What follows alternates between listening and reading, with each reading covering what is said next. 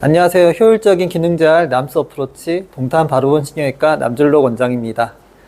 오늘 주제는 무릎 통증의 기능적 접근입니다.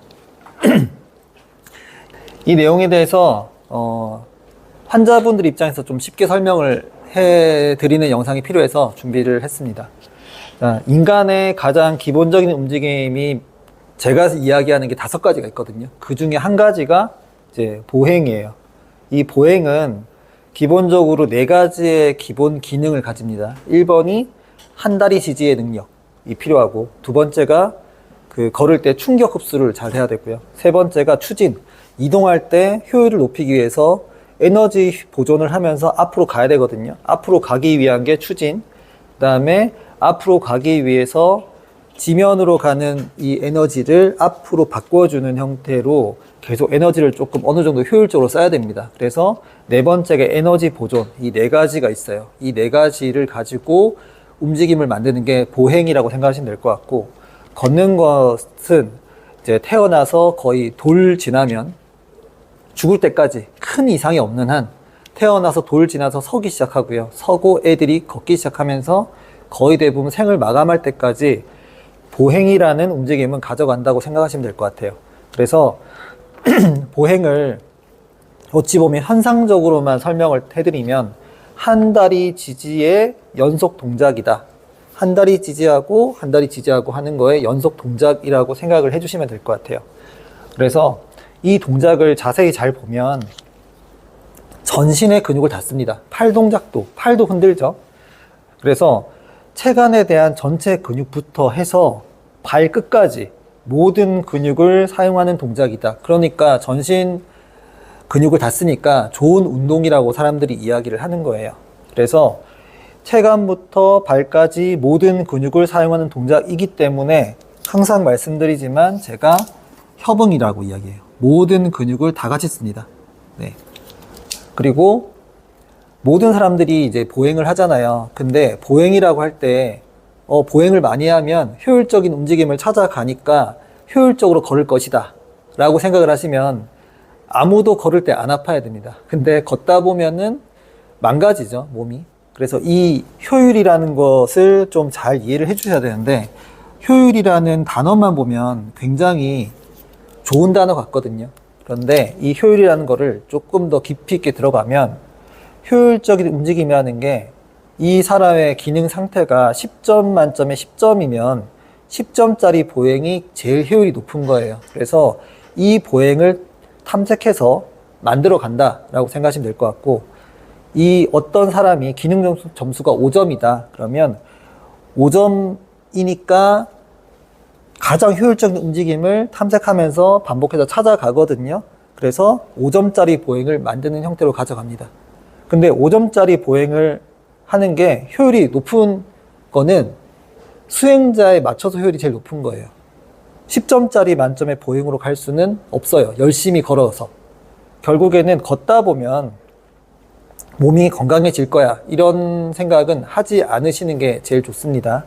그래서 현재 어떤 사람이 가진 보행 패턴은 그 사람이 가진 능력에서 최선의 전략을 보여주고 있다라고 생각하시면 되고, 이 전략을 통해서 또 몸에 대한 여러 가지 영향을 현재도 주고 있다라고 이해를 해 주셔야 돼요. 그리고 결국에는 보행이라는 게 걸어서 나는 건강해질 거야, 이런 거는 없습니다.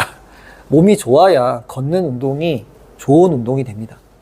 그래서 자, 무릎이 아프니까 난 걸을 거야, 이런 생각을 하시는 것 자체가 잘못이거든요. 네, 무릎이 아프니까 내가 왜 무릎이 아프지를 생각을 해야 됩니다. 그래서 옆에 보면 제가 발생 기전을 적어놨어요. 앞서 설명드린 바와 같이 체간의 근육부터 발까지 모든 근육을 사용해서 걷거든요. 걷는데 문제는 약해지기 쉬운 근육들은 이미 정해져 있어요. 그래서 이 근육들 조합을 저희가 이분법적으로 나누진 않지만은 시스테믹 로컬 머슬 시스템이라고 해가지고 안정성 근육의 조합으로 조금 만들어 놨습니다. 물론 제가 항상 말씀드리는 게 모든 근육은 이분법적으로 나눠지지 않는다. 안정성 근육이라고 나눠졌다 그래가지고 안정성 역할을 하지 않습니다. 모든 근육은 안정성 근육인과 동시에 운동성에 대한 역할도 가집니다. 그래서 장골근, 중둔근, 대둔근 이런 근육들 좀 사이즈가 크죠? 큼에도 불구하고 이 근육들은 운동성 근육임과 동시에 안정성 근육이에요.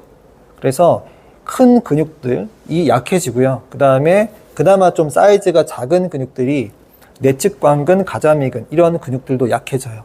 그러면 이 근육들이 약해졌네? 잘 못 쓰거든요. 힘이 약해졌으니까. 그런데 걸어야 돼요. 걷는 거는 목적지향적 움직임으로 따지면은 어느 위치에서 다른 위치로 이동을 한다라고 생각하시면 돼요. 그러면 이동을 하기 위해서 어떤 근육을 쓰거든요. 그러면 대신 다른 근육을 사용하게 됩니다.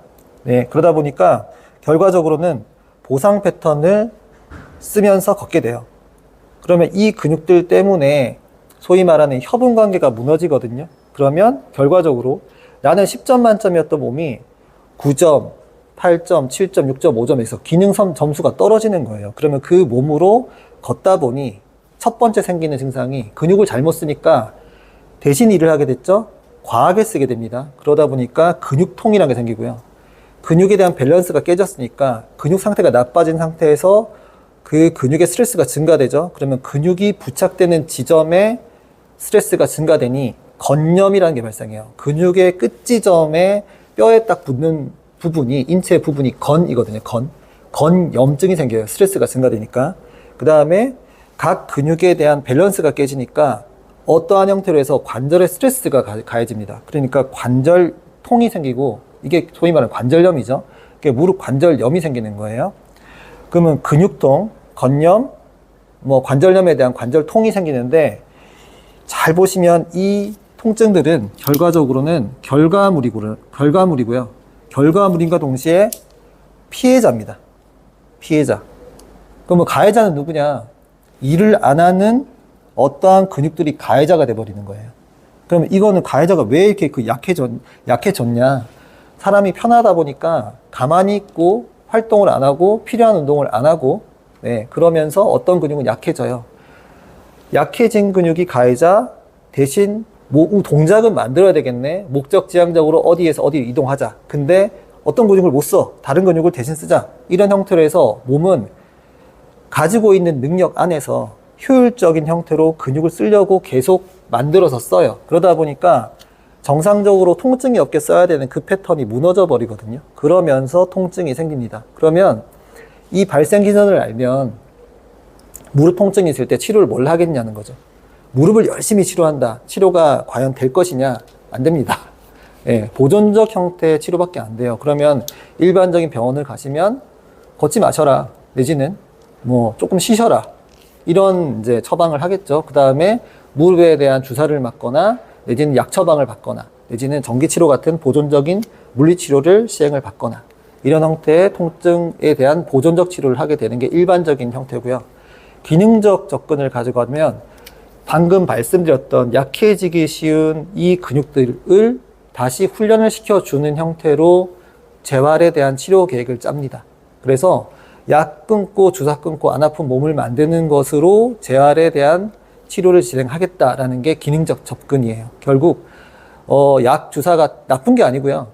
필요하면 하셔도 됩니다. 하셔도 되는데 중요한 건 그 보존적 형태로 치료를 하게 되면 결과적으로는 내가 안 아픈 형태로 활동을 하고 싶다는 목적을 가지고 있을 때는 그 목적을 달성하기가 굉장히 힘들다는 거를 꼭 이해를 해 주셨으면 좋겠고, 그리고 통증이라는 거는 일종의 알람이에요. 아프면 하지 마라 라는 딸랑딸랑 알람이 울린 거라고 생각하시면 될 것 같거든요. 그래서 아픔을 참고 걸어서 나는 무릎 통증을 좋게 만들겠다.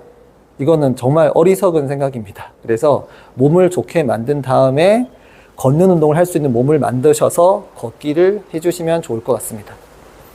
모두가 건강하셨으면 좋겠습니다. 이상으로 동탄 바로본신외과 남준로 원장이었습니다. 감사합니다.